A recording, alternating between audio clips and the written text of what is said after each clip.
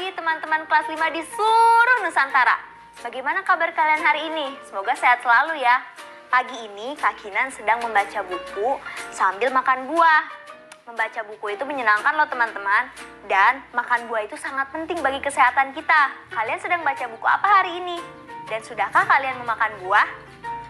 Oh ya, sebelum kita memulai pelajaran hari ini, jangan lupa ya kita untuk berdoa agar ilmu yang kita dapatkan bisa diterima dengan baik dan bisa bermanfaat.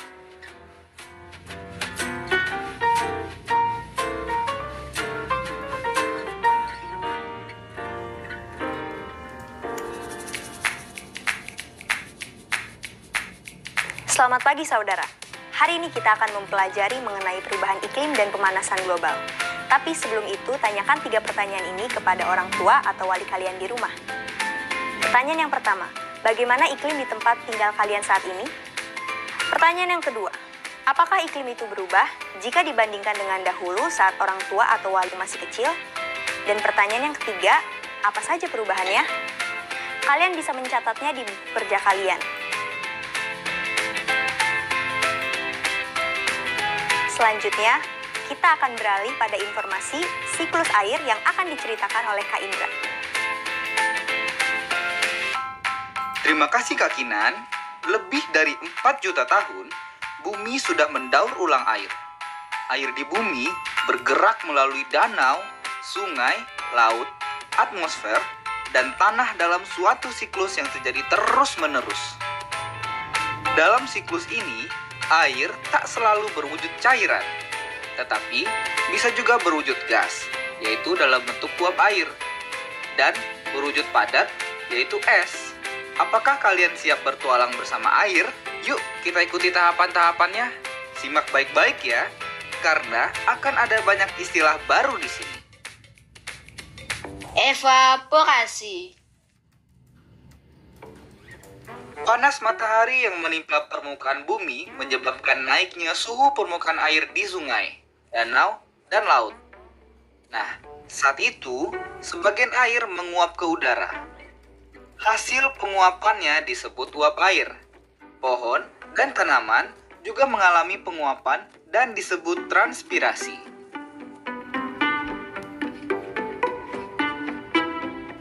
Kondensasi. Uap air naik ke atas dan bertemu udara atmosfer yang dingin. Karena bertemu dengan udara yang dingin, uap air mengembun menjadi titik-titik air.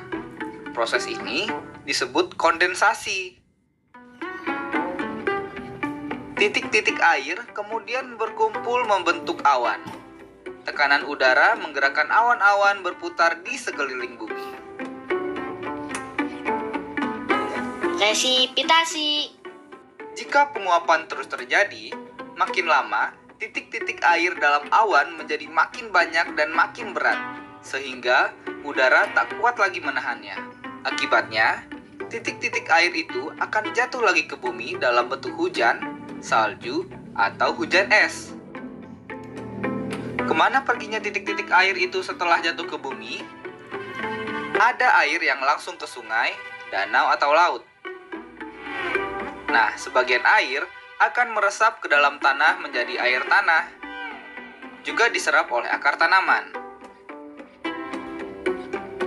Nah, kemudian siklus yang menakjubkan itu berulang kembali. Makin banyaknya tanaman dan pohon-pohonan membuat air yang diserap juga makin banyak.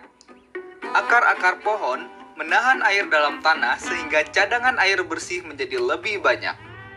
Dari situ, muncul mata air segar. Merekalah penyedia air bersih untuk berbagai macam kebutuhan makhluk bumi. Sayangnya, saat ini banyak pohon yang ditebang. Jika demikian, tentu ketersediaan air bersih jadi berkurang, bukan?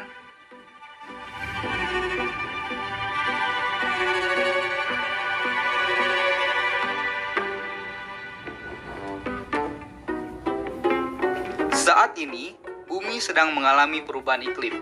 Salah satu penyebabnya adalah pemanasan global. Berbagai macam kegiatan manusia, seperti pembakaran bahan bakar yang terbuat dari fosil, yaitu gas alam, minyak bumi, dan batu bara, lalu penebangan hutan, dan penggunaan obat-obatan di bidang pertanian menyebabkan menumpuknya gas rumah kaca di atmosfer. Penumpukan gas rumah kaca tersebut menyebabkan suhu bumi memanas.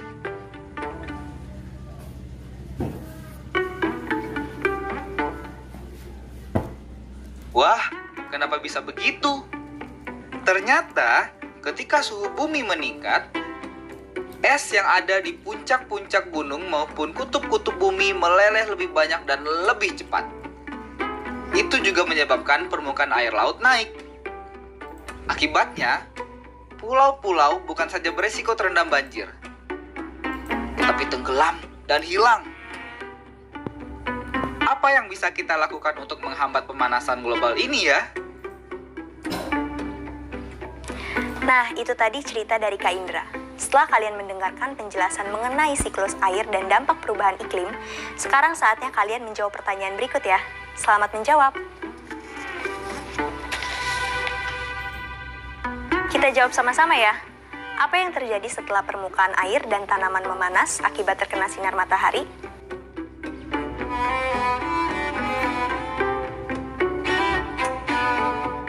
Iya, tentu saja akan terjadi penguapan. Pertanyaan kedua, kemana uap air pergi? Ia akan berubah menjadi apa nantinya?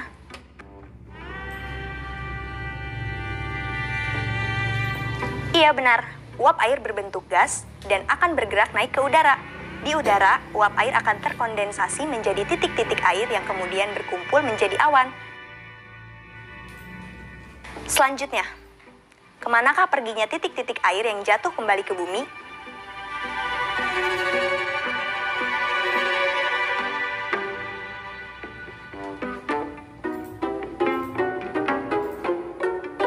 Kamu benar, ada yang langsung kembali ke sungai, danau, dan laut. Ada juga yang langsung meresap ke dalam tanah.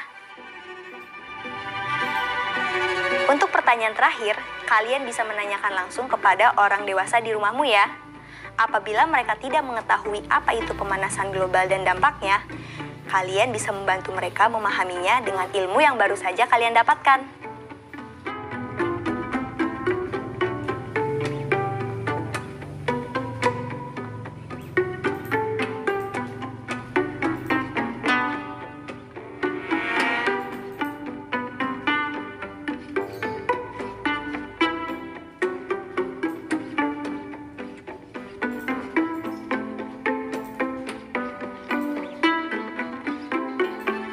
Kata baruku.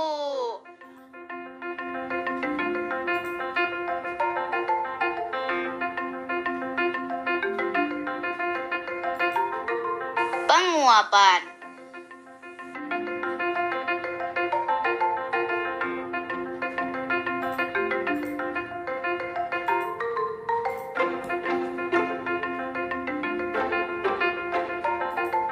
Perubahan bentuk uap air menjadi titik-titik air.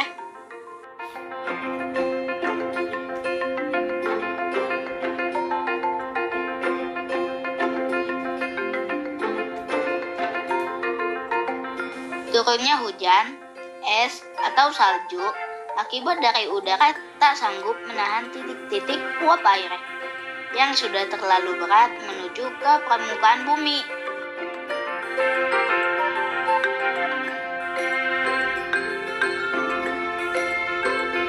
Penguapan dari permukaan daun tumbuhan.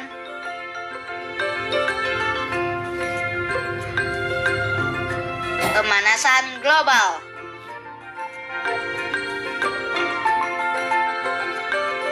Kondisi peningkatan suhu bumi akibat terlalu banyaknya penumpukan gas rumah kaca.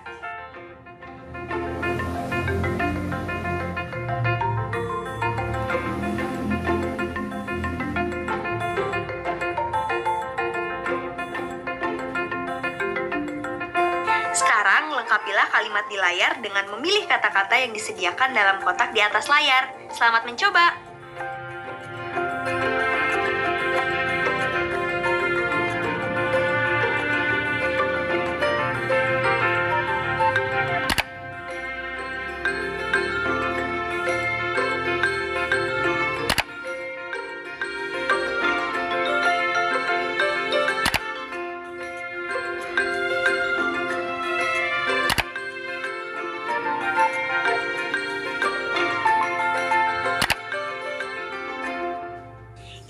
kunci jawaban yang benar. Pasti kalian benar semua ya jawabannya. Kalian sudah menyaksikan informasi tentang siklus air yang menakjubkan dan perilaku manusia yang berhubungan dengan perubahan iklim yang terjadi belakangan ini. Berdasarkan informasi yang sudah kalian pelajari, tulislah dampak perubahan iklim tersebut bagi manusia ke dalam bagan berikut ini.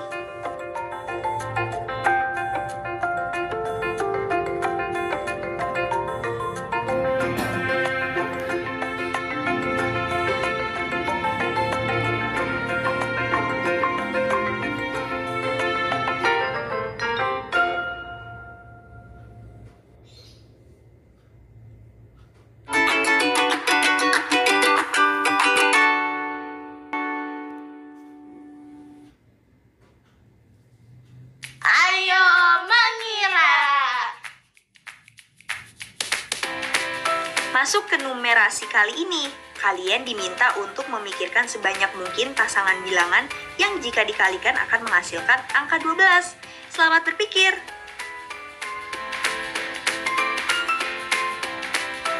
Bagaimana? Mudah kan? Apabila kalian mengalami kesulitan, kalian bisa memasukkan angka paling kecil terlebih dahulu. Misalkan angka 1.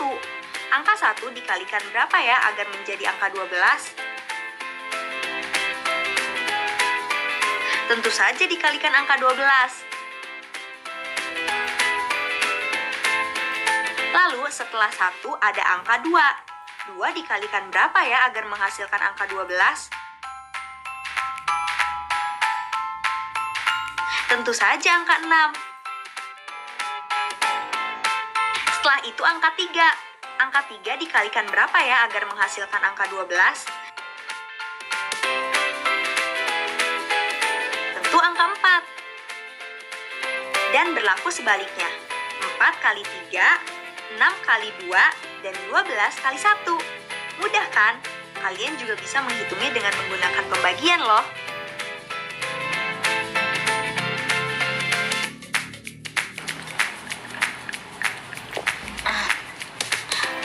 Hari ini panas sekali ya.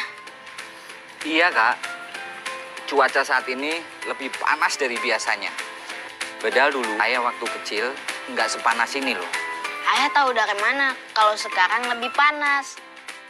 Ayah kan suka ngecek situs BMKG. Nah, di situ biasanya ada tuh data perubahan suhu setiap bulannya. BMKG itu apa ya? Badan Meteorologi, Klimatologi, dan Geofisika. Oh, aku tahu ya. Nih, ayah kasih lihat ya, BMKG. Nah, nih. Ya kan?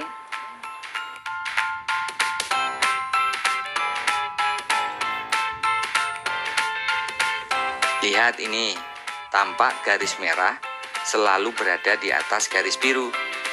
Pada grafik, makin tinggi posisi garis, makin tinggi pula suhu udara yang ditunjukkan. Artinya, suhu udara tahun ini memang lebih tinggi dibanding suhu udara 10 hingga 30 tahun yang lalu. Kondisi ini dikenal dengan nama global warming atau pemanasan global. Berdasarkan data BMKG tersebut, suhu udara tahun ini mengalami kenaikan sebesar 0,60 derajat Celcius dibandingkan catatan suhu 10 hingga 30 tahun yang lalu. Pemanasan global adalah kondisi yang sangat membahayakan lingkungan. Jika terjadi terus-menerus, pemanasan global dapat menyebabkan kekeringan, bahkan dapat merusak lingkungan tempat hidup hewan, tumbuhan, dan manusia. Mencatat suhu secara rutin penting untuk dilakukan agar manusia lebih waspada terhadap terjadinya pemanasan global. Apakah kalian juga merasakan cuaca panas di luar rumah? Kalian telah mempelajari penjelasan tentang pentingnya mengukur dan mencatat perubahan suhu di sekitar kita. Ilmuwan mencatat suhu lingkungan dan mempelajarinya untuk mengetahui perubahan iklim yang terjadi. Untuk mengukur suhu udara di sekitar kita diperlukan alat yang bernama termometer ruangan. Saat ini kita dapat lebih mudah mengetahui suhu udara di sekitar kita tanpa harus mengukurnya sendiri. Informasi tersebut sudah tersedia di internet atau smartphone. Informasi tentang suhu udara juga sering disampaikan dalam acara perakiraan cuaca di televisi dan radio, serta melalui surat kabar. Sekarang, kalian bisa lihat data perubahan suhu selama seminggu di Pontianak.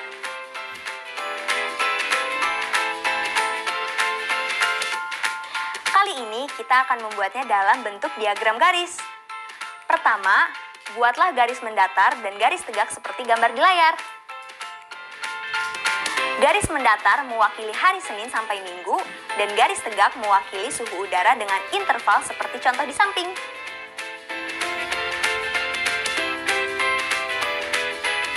Siapkan pensil warna dan buatlah titik pada pertemuan hari dan suhu yang sesuai. Kita ambil contoh dengan menggunakan data suhu udara di kota Pontianak tadi. Buatlah titik pada perpotongan garis yang menunjukkan hari Senin dan suhu 29 derajat Celcius. Selanjutnya, buat lagi titik perpotongan garis yang menunjukkan hari Selasa dan suhu derajatnya 33 derajat Celcius. Dan seterusnya.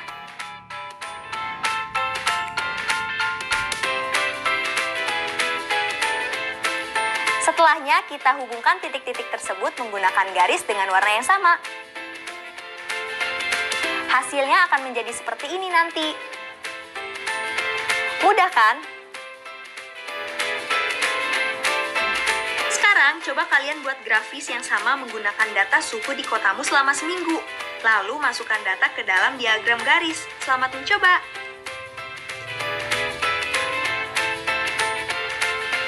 Proyek kreatif minggu ini. Setelah tadi kalian mempelajari mengenai dampak perubahan iklim, serta pembuatan grafis garis pada data suhu mingguan, sekarang saatnya kalian mempersiapkan proyek kreatif minggu ini. Proyek minggu ini adalah menulis teks berita dan menyiarkannya. Sebagai sumber inspirasi, kalian bisa membaca teks berita. Kalian dapat menggunakan kalimat-kalimat yang serupa dengan kalimat teks berita tersebut.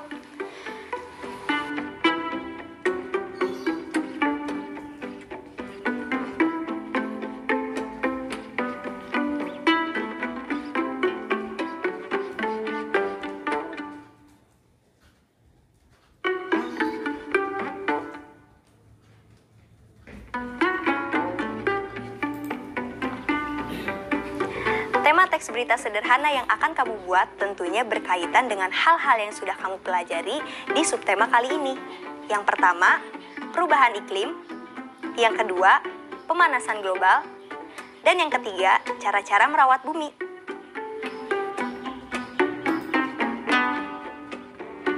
Di hari pertama, buatlah rencana dan persiapan proyek. Ikutilah bagan berikut untuk mempersiapkannya. Selamat berkreasi!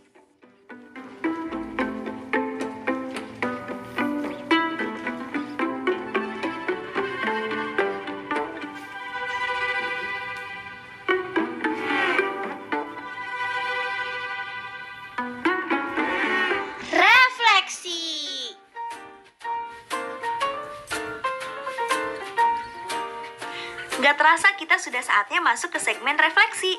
Dengan data yang ada di layar, jawablah pertanyaan yang ada di bawah grafis.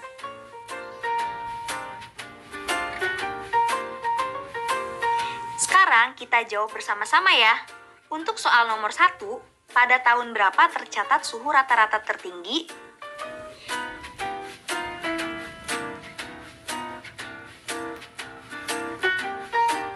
Tentu saja, suhu tertinggi terjadi pada tahun 2016.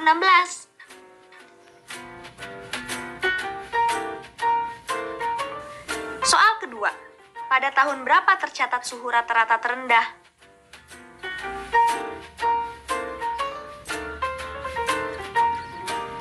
Jawabannya, suhu terendah terjadi pada tahun 2011.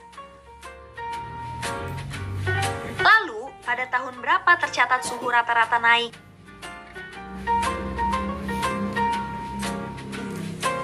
Suhu naik pada tahun 2012, 2013, 2015, 2016, dan 2020. Selanjutnya, pada tahun berapa tercatat suhu rata-rata turun? Suhu turun pada tahun 2014, 2017, dan 2018. Terakhir, berapa derajatkah kenaikan suhu yang terjadi dari tahun 2019 sampai tahun 2020?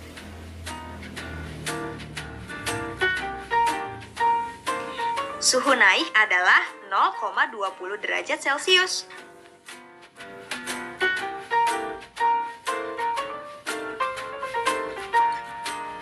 Tak terasa sudah 25 menit kita mempelajari perubahan iklim, pemanasan global, hingga suhu pada grafis garis. Semoga pelajaran hari ini bisa berguna bagi kita semua. Saya Kak Kinan undur diri dulu, sampai jumpa besok. Salam!